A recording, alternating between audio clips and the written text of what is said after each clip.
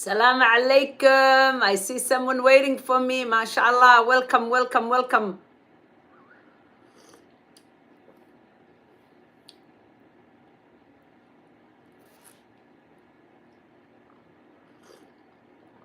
Oh, nice and warm. Mulki.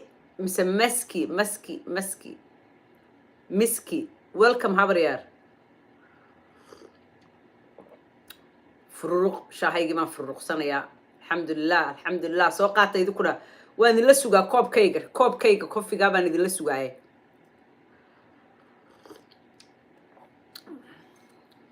Welcome, MashaAllah. Here I am back. Alhamdulillah Rabbil Alameen. She is back. mahadoo dham ilaahay bay u sugnaatay acuudu billaahi min ashaytaan rajiim allahuma salli calaa maxamed wacalaa aalihi wasaxbihi ajmaciin khayr iyo badhaadhaan idiin rajeynayaa welcome dhammaantiinba meel walba oo aad adduunka daafihiisa kaga sugantihiin idinkoo wacanaya annagoo wanaagsan ayaan ilaahay inoo weydiinayaa alxamdulilaahi rabbilcaalamiin. My trip was very successful. Our store opening kayagii mashallah was very lovely. reer Minnesota si fiican bay nooga tumeen aad iyo aad bay noogu yimaadeen inkastoo productgii intii badnayd ay naga soo habsaantay oo customisku ay qabsadeen oo insha Allah biidnillah maanta la soo deliver karaynayo haddana way noo hiiliyeen oo way noo yimaadeen. It was just glorious. It was so beautiful. I wish Soomaalidu markaynu sida aynu isu jecel lahay markaynu is aragno inaynu mar walba isku ahaano oo isu jeclaano oo markaynu sii kala jeesano aynaan sii kala qaybin iyo waa reer hebel iyo tii iyo kii aynaan isodhanin. Even my beautiful Somali brothers were wonderful wallahi, and they were ready to even buy the product iyaga laftooda. marka waxaan idin leeyahay one weji ha la lahaado. adduunkani waa ayaamo waa laga tegayaa waa idinka og waxa dhacaya. one weji hal weji ha laydinku yimaado sidaa aad u wanaagsantihiin markaad isu timaadaan mar walba sidaa isu ahaada. iska daaya hiilkan iyo iskala qaybintan iska daaya. adduunku waa maalmo. Just leave that behind. waad arkaysaan waxa dhacaya adduunka waxa dhacaya waa idinka arkaya. Soomaaliya waa social media heenaan eegaa waxaan idhahdaa geeridii nabigaba ma oga. nimankii awal dumarka is wada haysan jiray maanta nimankii baa is haystaa. kaasi waa gaal kani waa gaal ka mid cabdi iftinkii iyo mid kaloo xuseen jaamac oo aanu hanweynaa iyo muxuu ahaa war maxay isu gaalaynaysan. I know dadka qaar marmarka qaarkood hadalla yaryar oo bilaamicnay inay qofka bini'aadankaas sibiq iyo wax bilaamicnay ka soo baxaan iyo qof kasta qalbigiisa ilaahay baa og. This is ridiculous. nimanka wax ka hadlaya waxa dhacaya wax ka hadlaya dagaalkii saddexaad ee adduunka qarka loo saaraya iyagii baa iskala haysta. Ethiopia la jira gaalkan la jira maxaa anaa ka Soomaalisan anaa ka Soomaali jecel anaa ka bilaamicne war maxay nagu dhacay. inna lillahi wa inna ilayhi raaji'uun. waqtiga lagu jiro iyo sida adduunkii Halyeey Yaxye Sinwar u gariiriyay adduunkii. A real life hero buug in laga akhriyo iyo in haddii eebba idankeeda leeyahay laga movie laga arko mooyaane hore ifraaxay welcome Habariyar. ifraax waanu is aragnay finally. Beautiful human. Thank you Habariyar. Gorgeous inside and out. Thank you so much for coming and visiting Habariyar. I am so happy inaan wajigaaga imika garanayo. waxaan idin idhi thank you Habariyar. Thank you. Don't forget productgii Hinda Salty hair care and skincare product. Although serumkii u dhamaaday imiko aan sugayo Mondayda uu halkan imanayo. And the Hinda productgeedii international buu noqday meel kastuu ka dhacay. She can hardly keep up. It's going to be the first $1 billion Somali woman found company. MashaAllah. Ilahay idankii very soon. And my beautiful sister Muhibbo came. The lovely gorgeous Muhibbo. Aniga iyo Ismahan my business partner and my beautiful young sister. They're all my younger sisters. I am extremely lucky. And Gasyana no yimi. waxa noo yimi Abdalla Muuye, the beautiful human Abdalla Muuye. wiilkaan habarirka waa ilaahay barakeeye. Look ya noo yimi. Oh, look at that. aniga Ismahan waxaana lagu wareeriyay ma walaalaatiin. She's my younger sister. So isuma ekidin. That's her. laakiin de wanaag iga dheeroo dhuuba weeye. yeah, mashallah. Oh, mashallah. Timuhuna ay dabada joogaan. Mashallah. She's so gorgeous. Abdullah Muya Noimi. Oh, mashallah. My beautiful Demhubo. Yeah, na yede wahawayan we were just it was look at the Somali sisterhood. عشان هبنكي look at محبة محبة قرح بدن ما شاء الله, an angelic human being, yeah, mashallah, she is so beautiful, the most uplifting human being, yeah, the most uplifting sister, yeah, wallahi billah, you become a new person being around محبة, yeah, habla نكحي habeenkii cashadayadii ugu dambeysay. Anyway, markalaan arrintaa idinkala sheekayn doonaaye, and ifraaxay habareer sawirkii soo diraynu iska qaadnay. Anyway, let's talk about Yaxye Sinwar. Waan soo noqonayaa mar dhowaan, waan yara baxayaa. How do you like my pink? Don't I look beautiful wearing pink? Yeah, hot pink. I did you could miyaad ii soo dirtay habaryar ifraax beritaan dadkoo dhan wadaagayaa imika yaxyaan doonayaan Sinwar baan doonaya sayid Sinwar baan doonaya inaan ka hadlo, the most heroic human being. Oh my god, waxaasaa xay iyo sharaf ah, yaa iyo adduunkii oo dhan baa caashiqsan, yaa. Oh my god, adduunkii oo dhan baa caashiqsan. I want to talk about how the internet reacted to him, a real life hero and weligood la arag. Waxaan maqli jiray quraanka inagu yiri inteacher dadkani waa deaf, dumb and blind. Ilaahay subhanahu wa ta'ala mucjisooyinka dhacaya way heli karayeen, it backfired. Videogii iyo wixii ay share gareeyeen islahaayeen muslimiinta spiritkooda ku karash gareeya iyo dadka u hiilinaya oo ay islahaayeen humiliate gareeya oo ceebeeya oo ninkii ay lahaayeen tunnel buu ku jira, muxuu ahaa waa raad halkaasuu ku dhuntaa, dad baa ku wareegsan, muxuu ahaa waxa ay shibayeen, yaa way qarin karayeen. bal hadda idinku eega, way qarin karayeenoo markay subaxii soo noqdeen ee ay maydkiisii arkeen inuu isagii yahay ay arkeen, way jiidan lahaayeen. bal hadda eega mucjisada ilaahay halkan ka wado, bal hadda idinku eega intay kaxaystaan bay tunnel geyn lahaayeen, markaasay odhan tunnelka intay wax ku turturaan ay odhan lahaayeen tunnel baa maydkiisii laga helay, oo weliba hadday doonaan ay odhan lahaayeen iyagii baa isa soo sheegay. But that's not what happened. iyagii baa iska shifay, always iyaga iska shifaya, maba isqarin karaanba. adduunkii bay ku qaawan yihiin iyagoo fool xun oo fidirsan oo dalbale oo kala qaab daran oo kala madax weyn oo kala real rats u eg, yaa adduunkii buu ku qaawiyey. Sinwar Falastiin way qaawisay, nimankan way qaawisay, waxba lama hadhin. wallahi aan la kala dambaynayn, wallahi iyo bilayn aan la kala dambaynayn, yaa haddaanay maanta Falastiiniyiinta Falastiin joogta xabad haddaanay ka reebin, yaa iyagu de waa helo janno ilaahay baa doortay, laakiin iyagu ka dambayn maayaan. adduunna waxba ma jiraan, baabaha aakhirana waxba ma jiraan, way qaawiyeen. finish adduunka waxa the social media is lit, yeah, with Yaxye Sinwar, a real hero, yeah, ayaa dhashay for humanity. Allahu Akbar. Look at that. The memes, look at this. I love this. It's so beautiful. Barsakh is such a happier place, Manta. Look at this. By the way, I'm writing a book. Buugaygii kalena wuu soo baxay. Yeah? Buugaygii kalena wuu soo baxay. A real hero fighting by himself. Markiiba labadii nin ee la socday way dileen. He kept fighting and they wouldn't even go in. Yeah? Way arkeen, way dareemeen libaax waxay inuu meesha ku jiro, way dareemeen, ma garanaysaa, way baqeen. Such a cowards. This is what's, yeah, everybody is Yaxye Sinwar maanta. Cid waliba waa Yaxye Sinwar. Don't forget to share and like the video, please. Adduunka, everybody maanta waxa weeye waa Yaxye Sinwar. Look at this. The donkey markuu usha ku tuuray. Allahu Akbar. Wallahi billahi tallahi waxa weeyaan yaa alla dooray baan maqli jiray. Look at that.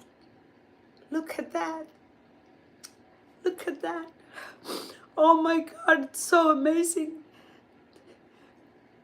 This is what's everywhere. Everywhere. Dadka ugu badan ee soo gelinaya, many of them non-Muslims. Many of them non-Muslims. Look at that. I know أصحابه صلاح الدين بويسو حسوس يا بيتري. Look at that. Yeah, this is what they created.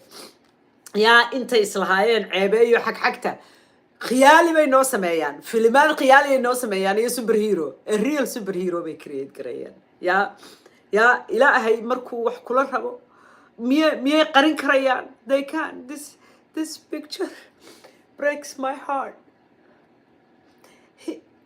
He was, I think he was already dead markaas, but even isagii oo dhintay mulican, he died standing. نعم barigiisii aan isku dhicin. Allahu Akbar. Allahu Akbar. Allahu Akbar. Allahu Akbar. Mashallah, mashallah. waxaan idin dhegaysiinayaa. I know barsaq buu ku raaxaysanaya adeer. I just imagine isagii oo that portal markuu sidaa u tuuray oo ready la sii sugayay iyagii oo wada dhar cadcad xidhan intii ka horreysay oo dhan iyo asxaabii iyo cid walba sidaa iyo wixii intii Falastiin laga dilay iyo carruurtii yaryarayda la dilay wixii oo dhan oo wada dhar cadcad xidhan oo birbirqaya portalku markuu sidaa u soo tuuray ee naftii iyo la isku celiyay iyo barigii isagii oo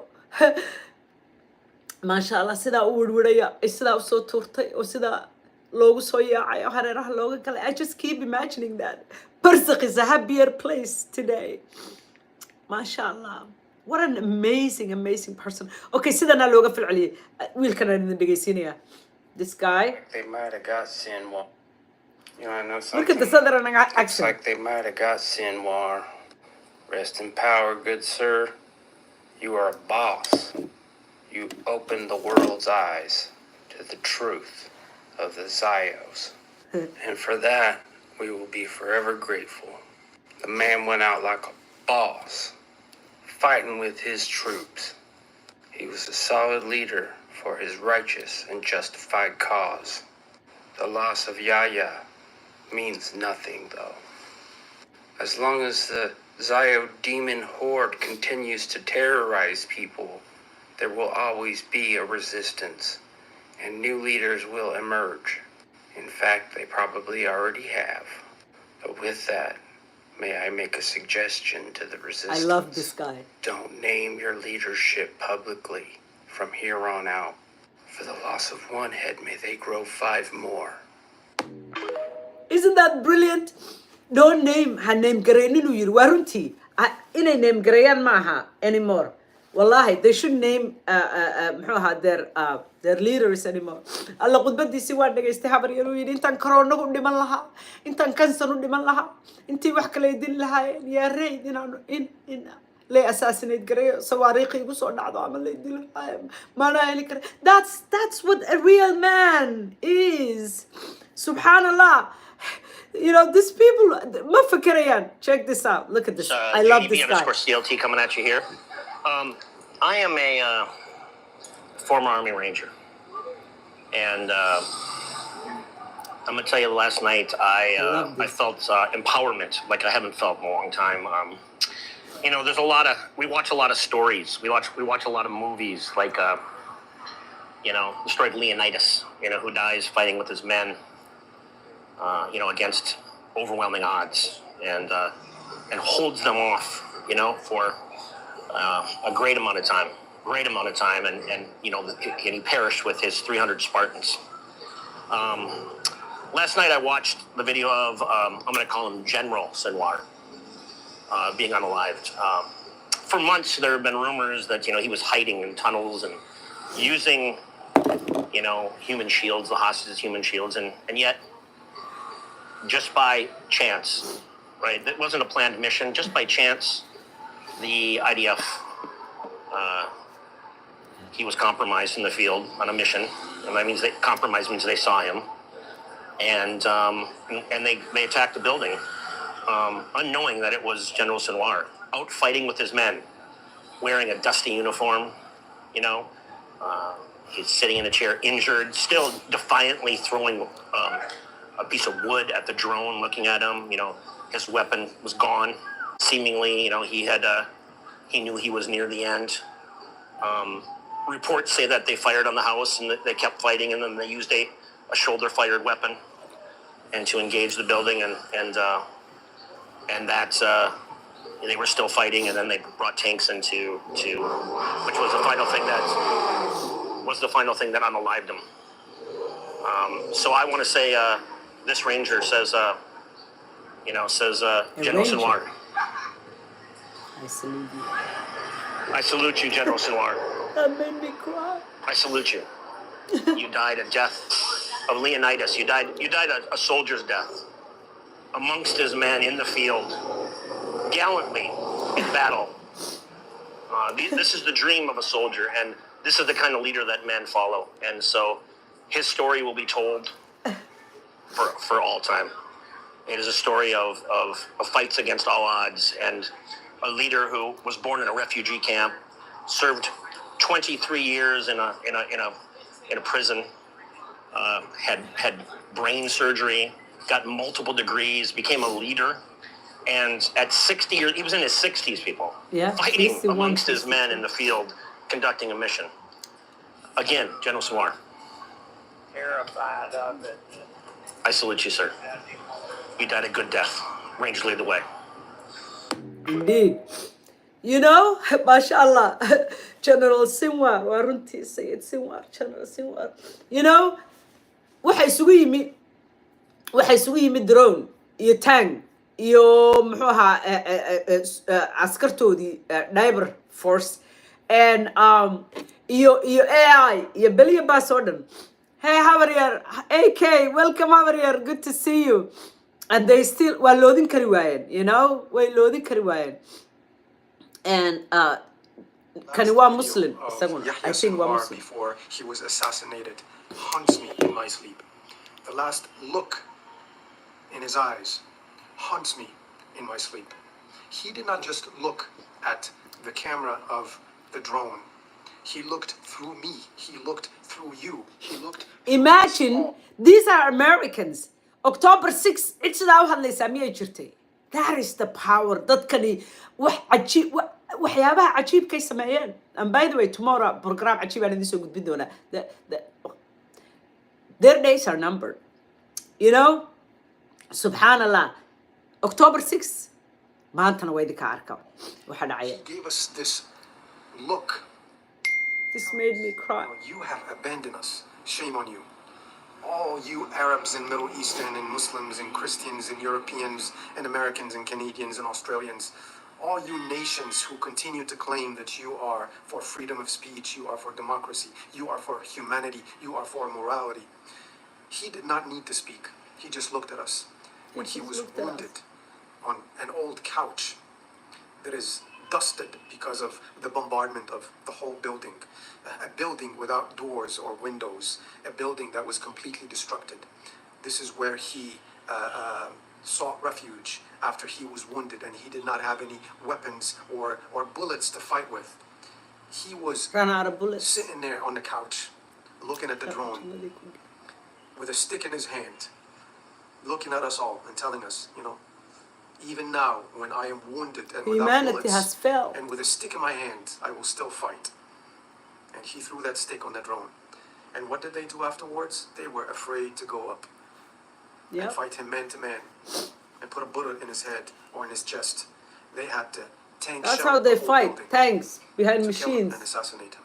This was Yaxye Sinwar fighting against the tyranny and oppression of the terrorist criminal state of Israel, fighting against an occupier, a brutal, violent, bloodthirsty occupier who's only out to exterminate Palestinians and ethnic cleanse them.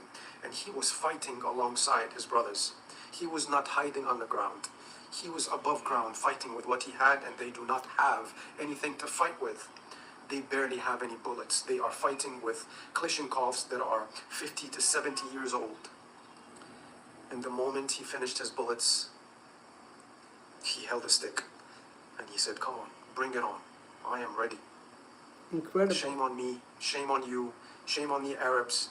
Shame on everyone who Shame on humanity. stood and watched while Shame on 200,000 humanity. Shame on humanity. This guy, care he doesn't what even you have to support, say. No politician in America. he doesn't even support necessarily, but look, I don't this really is what's care happening. what you have to say. No politician in America, Europe, nobody would ever die like that. I'm not saying Sinwar was good. I think he would actually, from what I know about him, I think he would actually agree that he might have deserved punishment. But no politician, no leader ever would be caught actually fighting until the very end, throwing a rock or a stick or whatever at a drone in his final moments. And it clearly illustrates the massive power dynamic, the massive imbalance of power between a sovereign, a state like, I country and, Palestinian resistance. It's pretty obvious that there's such a massive power. It's just, it's so clear. In a million years, you would never see Joe Biden. You would never see... The dead man walking. You would Pathetic. never see any... Ben Gvir. You would never see any of these people die for anyone else but themselves. Like, they would never lift a finger. And I don't know. It's very... waxaan rabaa inaan idin tuso some of the so many decent people though. It's just we don't have power. There's this orahdan this sentence man kale comments so powerful. This comment is everywhere. Let me see that there's this very, very powerful comment. When a person is brave, he's called a wolf. When he's strong, he's called a lion. When he's merciful, he's called a human.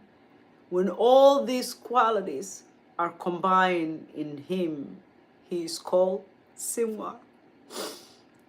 Isn't that beautiful? It's everywhere. It's a viral quote. It's so beautiful. When a person is brave, he's called a wolf. When he's strong, he's called a lion. When he's merciful, a human. When all qualities combine in one, he's called Sinwar. That's just about sums him up. But there's just so much.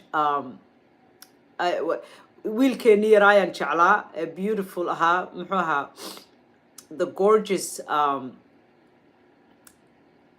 creature Jackson Hinkle wuxuu soo geliyey Sacuudiga igada qof baa wiilkan habrarka wahay wuxuu soo qoray and AK kii bowdiyaha weynaaye kolleyba isagoo wiil yar fuulayaa la hayaa baan u malaynayaa MBS si xun buu u dhimanayaa. He will not have a good death. Allahumma amiin. Allahumma amiin. yaa ilaahay waxaan ka baryayaa MBS iyo intaa carab iyo intaa muslimiin leadersa iyo so called King Abdullah, that midget creature. Yeah, the most horrific death baan ilaahay uga baryay. Yeah, iyagoo meel xun taagan gefkooda iyo geeridooda ilaaho every day bay gefayaan ilaaho gefkooda iyo geeridoodaba rabbigayo kulmi. This is so beautiful. Jason Hinckley. I think Jackson was Muslim. I am seeing alamada badan. I just think he has not named Muslim yahay, but I think was Muslim. Wakan. This is his TikTok. أذن للذين يقاتلون بأنهم ظلموا وإن الله على كل شيء قدر. waxaan diidayaa in la igu qabsadee, but this is TikTok giisa. Quraanki xataa waa lagu qabsanayaa. And chapter Al-Hajj verse 39-40 which is about martyrdom. You know, that's TikTok is so geliya. Isn't that beautiful? Isn't that beautiful? Something is happening. Imagine how many people in a Kenya, Sinwar who inspired Gray. Yeah, imisa Muslimaysa, imisa. This is one of my favorite ones. La create Gray. Waxa la isbarbar dhigay isaga iyo Braveheart. Yeah, the Scottish freedom fighter. Scottish buu ahaa horta mise Irish Braveheart. Egg khudbadii Braveheart iyo khudbadii muxuu ahaa isagu uu jeediyey Sinwar. It's almost identical. I don't know feeling ka cidii daawatay. Free men you are. What will you do without freedom? Fight and you may die. Run and you'll live. At least a while. And dying in your beds many years from now. Would you be willing to trade all the days from this day to that? waxaan diidayaa in laygu qabsadee, but the way it's edited baan rabaa inaa aragtaan. It's also the end. It's so beautiful. Intaa ka badan because music waa laygu qabsanayaa. The music. But that's pretty much khudbaduhu waa the same. Labadooda khudbadood. The way inta dambe is edited, it's very elegant. Haba, I love you too, Manira Halyeey. Thank you, Abriya. Look at that. Allahu Akbar.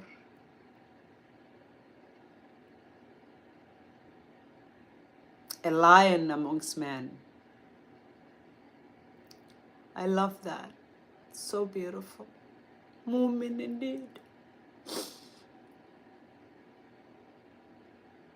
Inuu muumin ahaa waxaa ku cadaynaysaa sida ay u waayeen awoodda ay ku qarinayaan. This is everybody's talking about. Waxaa laga wada hadlayaa the biggest mistake they've ever made. They showed the world that he was a hero. Intay lahaayeen tunnel buu ku jiraa, dad baa ku xeersan, cuntada isagaa cuna, waa billionaire. And muxuu ahaa wadankaba inuu ka maqan yahay dhici kar dhulkaba aanu joogin oo meelaha kale ku dhuumanaya dhici karta. Waxa ay shubayeen way qarin karayeen. Tunnelkay ku qarin karayeen, markaasay odhan karayeen tunnelkaanu ku dilay. Bar ilaahay muuminka ma kashifo, qofka muuminka ilaahay subxaanahu wa tacaala sheekadiisa ma qariyo, xaqiisa ma duudsiyo. Allahu Akbar. Allahu Akbar. So somebody said they found something on his back, and I refused to watch the videos. Only the picture is good because I am not that strong. Anyway, no, maxay ka heleen waxay lahaayeen ID baa laga helay iyo lacagna wuu sitay 10 kun meelahaas uu sitay bay lahaayeen. What was on his pocket? Qof baa pocketkiisa maxaa ku jiray abriya? I'm coming back when I come back. They found great things in his pocket. Like what? Maxay ka heleen?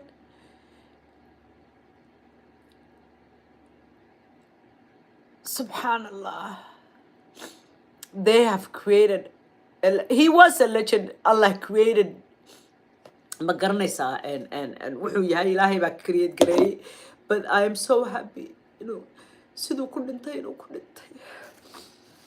Ya Ilaahay subxaanahu wa tacaala wuxuu rumeeyay waxa la yidhi. And Khalid bin Walid, he died of cancer. Cancer baa dilay baa la yidhi. Marka jidhkiisu wuu qurqurqay. Markaasuu odhan jiray baa la yidhi. Wuu tumi. Waxaan seeftii cuslayd rag ku kala xaabiyaba. My greatest wish wuxuu ahaan lahaa anigoo frontline ka taagan oo sidaa leh inaan dhinto. But he never had the chance. Yeah. Imagine intuu dilay frontline-ka ku jiray. Yeah. Imisuu ku dhajiyay. Yeah. Allahu Akbar. But make no mistake, there are beautiful people. Awoodun baan haynine. He gained millions of hearts. no, billions. Why in the billions? In the billions. Only two. And maaragtay awoodihii wadanka tuugtan blackmailka lagu haystay gacanta ku haysa mooyaane shicib la jira iyo intooda dee dulligaa mooyaane shicib adduunka saaran oo la jiraa dadkan ma jiro anymore. No. Billions of humanity baa kasoo horjeeda. You know, iyagaa iska shifaya maalin walba way iska shifayaan the most self-destructive behavior ayay isku hayaan iyagaa isku haya. And marka waxa weeyaan he's done so much more than the most effective waxa weeyaan freedom fighter. What he has done, yeah, what they have done. Nimankani 50 sannadood bay soo gooyeen 50 sannadood ayay gaabiyeen. It's almost waqti they maxaa la odhan jiray marka laga hadlayo collapsing maaragtay the time, yeah, 50 years dambe ayay dhexda ka gooyeen oo isu soo dhaweeyeen waqtigii. There's no way wadankani u survive garoobi karo within the next 10 years. Hadduu ugu bato alla waxa jiray wiil beritaan idin soo gudbin doonaa wiil cajiib oo yuhuud oo kubadda ciyaari jiray iyaga u ciyaari jiray anana muxuu ahaa siduu uga hadlay Sinwar. It was so beautiful. It makes you cry. waliba qofka dadka dhibayaan marka ay ka hadlaan dee maaragtay ay confront gareeyaan dadkooda masiibada ah. waxa weeyaan it's so powerful. Comments kan qaar idin akhriya gabadh halkan Louise Doyle la yidhaahdo waxay tiri born a freedom fighter, died a hero. May he get the best bed in heaven. Allahumma ameen. That's so beautiful. I love that. Oh, hadduu nasanaya. Yeah, he might get the best bed in heaven. Yeah, he fought with all his might. There will be movies made about Sinwar. Rest in peace and in power. Good man.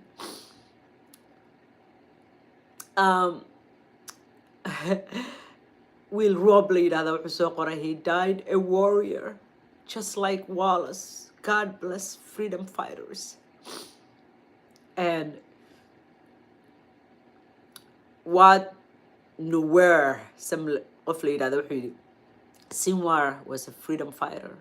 May Allah grant him Jannah. Allahumma ameen. Awaken. Great movie pick. The best writers in the world couldn't have written better Shacabka. Yeah. The best movie pick to represent freedom fighters. Nothing is greater than to have the courage to die for what you believe in. Oh my God, Irish Scots and everyone who fought for their people's freedom can relate. May you be in the highest place in heaven. Allahumma ameen. The Irish warrior. May his name go down in history for being one bravest man. May Allah grant him the highest level into Jannah. Long live Sinwar. Nemo. Exactly. Yaxye Sinwar is legend now and forever. Will never die. In every brave heart, he will live forever. Oh my God. Lorus. Kabadi Road. When a person is brave, a lot of people are repeating that. They're cutting and pasting. Tony Martinez, the man died a true Spartan death till the very end. My respect. Yeah. The 3 Spartans. Yeah. He was a legend. and he will always remain in our hearts forever. Falcelintii, rest in power, hero, true legend warrior. History will remain forever. You never died. You live forever. We will continue to fight till freedom. Karina, a true leader and a true fighter. Rest easy now, Sinwar. Tony, I get goosebumps. Goosebumps, not goosebumps. I get goosebumps. Rest in power, Sinwar, leader, true hero of Palestine. Alan, your name will never be forgotten. The hero of our days, Sinwar, our legend, our hero. I mean, it's just so beautiful. It's just so beautiful. You know? I can't even finish. It's so beautiful. Yeah? No one could have read. It qori sidan u qori kari lahayd ma jirto. Yeah, by the way, I'm writing a book about I'm going to write bookaygu soo baxay laakiin haddeer waqti uma hayaan kaga hadlo more important things right now, and you guys have to buy my book because I have to write my next book, and it's about Palestine, a superhero. I'm going to create a superhero. I'm going to create the best superhero story ever told. Inshallah, bi'idhnillahi kareem. Anyway, halkaasaan kaga tegaya, but I'm coming back. Waxaan rabaa arrin kale aan doonaya inaan ka hadlo. I gotta come back. I'll be back in about 35-40 minutes haddii ilahay idinka ka dhigo. I love you. I thank you for your time. Khayr badan baan idiin rajaynayaa. Nabadee.